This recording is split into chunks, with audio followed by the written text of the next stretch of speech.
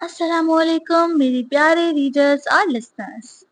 کل کی پوسٹ پر آپ لوگوں نے کمنٹس کر کر کے میرا دل خوش کر دیا، اور میں آپ لوگوں سے گزارش کروں گی کہ تمام لوگ جن لوگوں نے تجزیے لگائے ہیں وہ اپنا ریئل نیم اگر چاہیں تو کمنٹ باکس کی آج کے ایپیسوڈ میں ضرور لکھ دیں.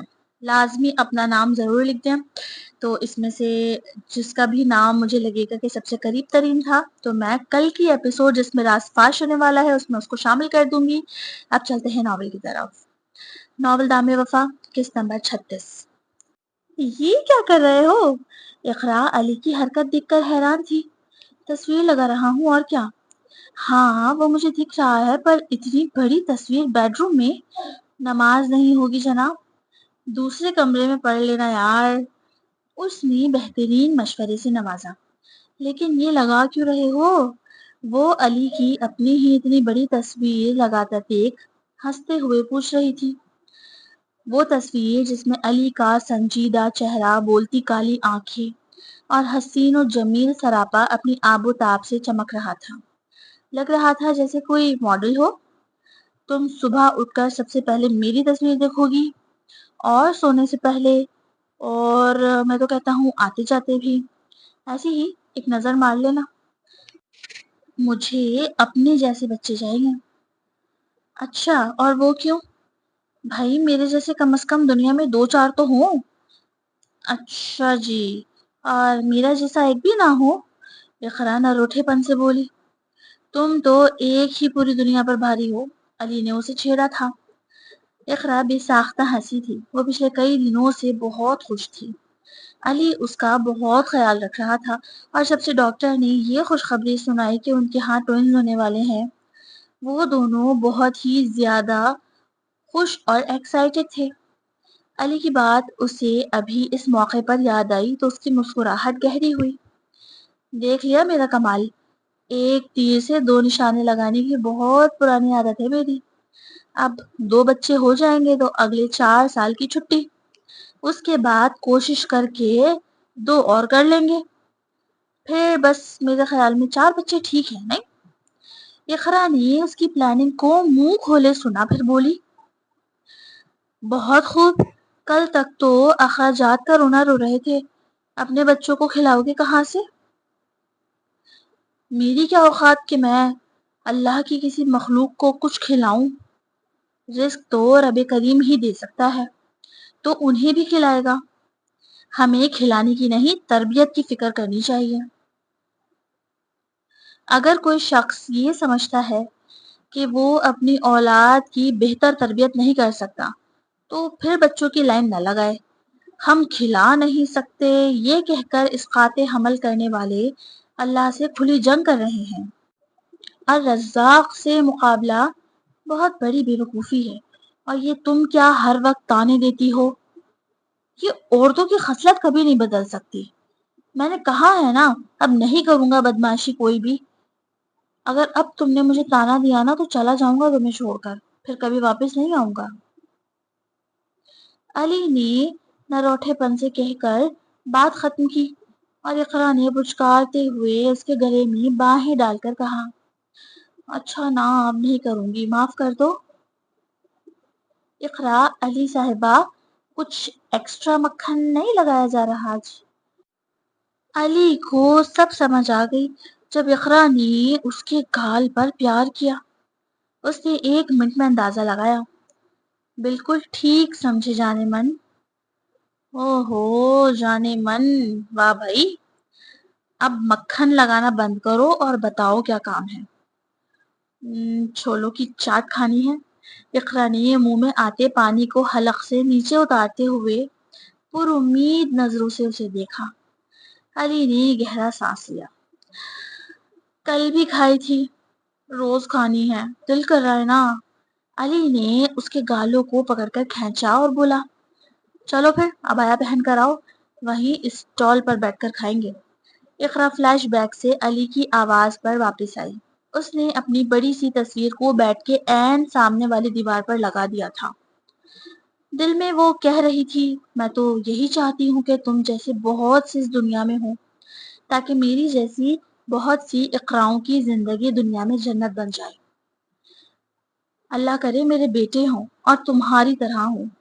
اقرا نے دل سے دعا کی تھی۔ علی، علی اس نے مجھے ٹچ کیا ہے، اقرا نے علی کو پکار کر کہا اور بائک سے اتر گئی۔ وہ اس وقت مارکیٹ کے باہر کھڑے تھے، ٹریفک جام تھا۔ وہ افشا خالہ کی بیٹی کی شادی کی شاپنگ کرنے نکلے تھے کہ اچانک ایک آدمی نے اسے ہاتھ لگایا۔ بازاروں میں اکثر ایسے اوباش مرد بلا وجہ ہی گھومتے ہیں۔ ان کا خصوصی مقصد آتی جاتی عورتوں کو چھیڑنا ہی ہوتا ہے۔ گزرتے ہوئے کسی عورت کو کندھا مارتے ہیں، کسی کو غلط جگہ ہاتھ لگا کر نہ جانے کون سے مزے تلاش کرنے کی فراق میں ہوتے ہیں۔ لیکن اس آدمی کی تو قسمت بڑی خراب تھی جو اس نے بائک کے پیچھے بیٹھی اقرا کو ہاتھ لگایا، کیونکہ اس کے آگے علی بیٹھا تھا۔ بجلی کی رفتار سے علی نے بائک کو چھوڑا اور اس کے پیچھے دوڑ لگائی۔ یہ بھی نہیں دیکھا کہ مین روڈ ہے اور پیچھے اس کی بائک گر چکی ہے۔ اگلے ہی لمحے وہ گردن سے دبوچ کر اس آدمی کو اقرا کے سامنے لے آیا تھا۔ یہی ہے؟ ہاں ہاں یہی ہے علی، اس نے مجھے ہاتھ لگایا ہے۔ اقرا شدید غم و غصے کا شکار تھی۔ مارو اسے۔ علی کی مضبوط شکنجے میں وہ ہٹا کٹا آدمی ہلنے سے بھی قاصر تھا۔ جب علی نے چیخ کر اقرا سے کہا، اقرا مارو اسے، پھر کیا تھا، اقرا نے 2 تھپڑ اس کے منہ پر رکھ رکھ کے رسید کیے اور پھر علی نے ایک دھپ اسے لگا کر دور دھکیلا۔ جان خلاصی پاتے ہی وہ شخص پوری رفتار سے واک آؤٹ کر گیا، جبکہ اب علی گری ہوئی بائک اٹھا کر سٹارٹ کر کے آگے بڑھا رہا تھا۔ ان کی وجہ سے ٹریفک کی روانی متاثر ہو گئی تھی، لیکن علی کو کسی بات کی پرواہ تھی ہی کہاں، وہ ایسا ہی جنونی تھا۔ لیکن اقرا نہیں جانتی تھی کہ اس کا یہ جنون اسے یہ دن دیکھنے پر مجبور کر دے گا۔ میری بات کان کھول کر سن لو، اگر تمہارے ساتھ کوئی ذرا سی بھی زیادتی کرے تو اس کو چھوڑنا نہیں۔ تمہارے پیچھے میں کھڑا ہوں، اینٹ سے اینٹ بجا دو مقابل کی۔ ہمیشہ یاد رکھنا، جو دبتا ہے اسے دبایا جاتا ہے، اور تم میری بیوی ہو، تمہیں دنیا میں کسی سے ڈرنے کی ضرورت نہیں ہے۔ علی کی سرشار کر دینے والی یہ باتیں اسے 8 آنسو رلائیں گی، وہ نہیں جانتی تھی۔ یہ سب سن کر اسے علی پر امٹ کر پیار آیا تھا، تحفظ کا ایک اندیکھا احساس جس نے اس کے دل سے ہر ڈر نکال دیا تھا، آج بے موت ہی مارا گیا۔ 7واں مہینہ اقرا کے لیے کئی مشکلات لے کر آیا۔ اسے بار بار درد ہونے لگتا اور طبیعت خراب رہنے کی وجہ سے ایک ہی مہینے میں کئی بار ڈاکٹر کے پاس جا چکی تھی۔ آج کا سارا دن بھی اقرا کا ہسپتال میں گزرا۔ اسے ڈرپس لگی ہوئی تھی۔ شائستہ بیگم شام میں واپس گھر جا چکی تھی کیونکہ اب وہ بہتر تھی، جبکہ ڈرپ ختم ہونے کے بعد وہ بھی گھر چلی جاتی۔ 3 دن بعد فضا کی بارات تھی۔ اپنی خالہ زاد بہن کے شادی کے لیے اقرا نے بھی خوب تیاری کر رکھی تھی۔ اب وہ دونوں بھی گھر کے لیے نکلنے لگے تھے۔ کسی نے ٹھیک کہا ہے کہ جب برائی آتی ہے تو چاروں جانب سے آتی ہے۔ ہڑتال کی وجہ سے رکشہ ٹیکسی نہیں مل رہی تھی۔ علی بہت الجھن ہو رہی ہے مجھے، سارا دن ہو گیا ہے، گھر جا کر سونا چاہتی ہوں۔ ایسا کرتے ہیں بائک پر ہی چلتے ہیں۔ پہل تو اس نے منع کیا کیونکہ اقرا کی بائک پر سفر کرنے والی حالت تو تھی ہی نہیں، لیکن پھر اس کی ضد اور زبردستی سے راضی ہو گیا۔ اب وہ ہلکے ہلکے اپنی راہ پر گامزن تھے۔ ہسپتال سے ذرا فاصلے پر کچھ حصہ بڑا سنسان سا تھا۔ سڑک کے دونوں اطراف جھاڑیاں تھیں۔ ایک دم ہی ان میں سے ایک شخص نمودار ہوا۔ علی نے بنا سوچے سمجھے ہی گاڑی روک دی۔ وہ شخص تھا تو ان کی بائک کے عین سامنے، لیکن اتنا فاصلہ ضرور تھا کہ رخ ذرا سا موڑ کر وہ لوگ نکل جاتے۔ ویسے بھی بائک بہت ہلکے ہلکے چل رہی تھی۔ ایکسیڈنٹ کا تو سوال ہی پیدا نہیں ہوتا تھا، لیکن اس کے باوجود علی نے جو حرکت کی اقرا کی سانس تھم گئی، اس کے حلق سے چیخ بھی برآمد نہ ہو سکی۔ علی تیزی سے بائک سے اترا اور سیدھا اس شخص کے مکہ رسید کیا۔ اپنے بائیں ہاتھ کی مٹھی بنا کر وہ مکہ ایک دم کے ساتھ اس نے مقابل کی تھوڑی اور گردن کے درمیان میں مارا کہ اس شخص کی آنکھیں باہر آنے کو ابل پڑی اور دیکھتے ہی دیکھتے وہ سڑک پر ڈھہ گیا۔ آنکھیں اقرا کی بھی پھٹ گئی تھی۔ علی جھکا اور اس شخص کے مردہ وجود کو ہلا کر چیک کیا۔ ایک گہری سانس بھری اور پلٹ کر اس کے پاس آیا۔ علی کی خود بھی ہوائیاں گل ہو رہی تھی۔ چلو یہاں سے، اس نے اس کا ہاتھ پکڑا تھا۔ اقرا نے اپنا ہاتھ جھٹکے سے اس کے ہاتھ سے چھڑایا۔ ہاتھ مت لگاؤ مجھے۔ اسے خود اپنی آواز کسی گہرے کنویں سے آتی ہوئی محسوس ہوئی۔ قاتل ہو تم نے قتل کر دیا علی۔ بے یقینی سے بے یقینی تھی۔ علی بہت جنونی تھا، وہ جانتی تھی، لیکن اپنے جنون میں اندھا ہو کر آج وہ قتل کر بیٹھا تھا۔ اقرا وہ جان بوجھ کے سامنے آیا تھا، یقیناً کسی واردات کا ارادہ تھا اس کا۔ نہیں نہیں نہیں نہیں علی، تم نے اسے مار دیا، ایسا کچھ نہیں تھا اس کے پاس جس سے وہ ہمیں اتنی دور سے مار دیتا۔ میں نے بس ایک مکہ رسید کیا تھا، وہ نہیں تاب لا سکا تو میں کیا کروں، یہ سب غلطی سے ہوا ہے اقرا۔ اور وہ کوئی اسلحہ نکال کر اگر ہم پر تان لیتا تو چلو یہاں سے، یہ باتوں کے لیے مناسب جگہ نہیں ہے۔ اقرا کے تو ویسے بھی حواس زائل ہو رہے تھے۔ میں تمہارے ساتھ نہیں جاؤں گی۔ اقرا نے غلط موقع پر غلط ضد کی تھی۔ گاڑی پر بیٹھو، علی نے دھاڑ کر حکم دیا۔ اس کے لہجے میں وہ چنگھاڑ تھی کہ اقرا سہم گئی اور فوراً اس کے پیچھے بیٹھ گئی۔ اس بار علی نے گاڑی ہلکے نہیں چلائی، احتیاط سے مگر تیزی کے ساتھ وہ گھر کی جانب رواں دواں تھا، جبکہ اقرا کی نظر پیچھے پڑی اس آدمی کی لاش پر تھی جب تک وہ اسے نظر آتی رہی۔ ابو ابو مجھے آ کر لے جائیں، پلیز مجھے آ کر لے جائیں۔ اقرا نے گھر پہنچتے ہی راہیل صاحب کو روتے ہوئے کال کی۔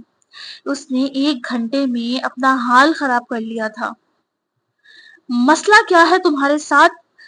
کیوں بات کا بدنگر بنا رہی ہو؟ میں تمہیں قاتل لگتا ہوں کیا؟ وہ ایک ایکسیڈنٹ تھا بس، اور کچھ نہیں۔ علی کی برداشت نے بھی جواب دے دیا تھا۔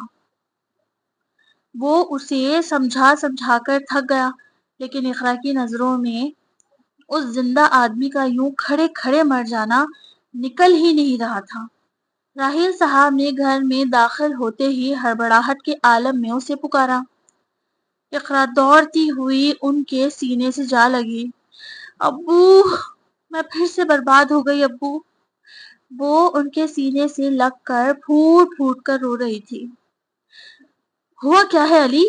راہیل صاحب نے بہت کوشش کی کہ اقرا انہیں کچھ بتائے، لیکن وہ تو بس روئے ہی جا رہی تھی، جبکہ علی جبڑے بھیجے یکٹک اسے دیکھ رہا تھا۔ چہرہ ضبط کی وجہ سے سرخ ہو رہا تھا اور بھویں عجیب انداز میں تنی ہوئی تھی۔ اسی اثنا میں گھر کے کھلے ہوئے دروازے سے پولیس اندر داخل ہوئی۔ آپ کو ہمارے ساتھ چلنا ہوگا، انسپکٹر نے آگے بڑھ کر علی کو ہتکڑی لگانی چاہی۔ مجھے 2 منٹ دیجیے سر۔ علی نے آنکھ کے کنارے سے سرک کر نکلنے والے آنسو کو بے دردی سے صاف کیا۔ اس نے اس کا ہاتھ تھاما اور دوسرے کمرے میں لے جا کر اس سے مخاطب کیا۔ تم مجھے قاتل سمجھ رہی ہو کیا؟ وہ بے یقین سا بول رہا تھا، اس کے چہرے کے زاویے یوں تھے کہ ابھی رو دے گا۔ علی، میں نے خود سے زیادہ تم سے محبت کی ہے اور شاید اس بے غیرت دل کو کبھی تمہاری یاد اور محبت سے غافل نہ کر سکوں گی، لیکن میں ایک قاتل کے سائے میں اپنے بچے نہیں پال سکتی۔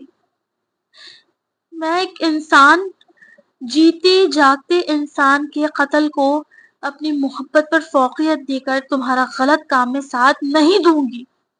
تڑپوں گی، روں گی، ساری زندگی پھر سے زمانے کی ٹھوکروں پر آ جاؤں گی۔ لوگ تانے دیں گے، لیکن تمہارے ساتھ اسی وقت آؤں گی جب تمہیں عدالت باعزت بری کر دے گی۔ تمہارا جنون، میں نے ہزاروں بار سمجھایا تمہیں اپنے جذبات پر قابو رکھا کرو، لیکن تم نے مجھے اور میری محبت کو برباد کر دیا۔ وہ زار و قطار روتی ہوئی یہ بات کہہ کر کمرے سے نکل آئی۔ اسی وقت پولیس والے بھی علی کو اپنی وین میں بٹھا کر لے گئے تھے۔ راحیل صاحب نے اس کے آشیانے کو اپنے ہاتھ سے تالا لگایا۔ وہ گھر جہاں ان کی بیٹی کی خوشیاں چہکتی تھی، گھر میں موت کا سا ماتم تھا جو اقرا کی یوں آمد پر برپا ہوا۔ اقرا نے راحیل شائستہ کو تفصیل بتائی۔ وہ ٹوٹ چکی تھی اور اب اسے سنبھالنے والے اس کے ماں باپ بھی ٹوٹ پھوٹ کا شکار تھے۔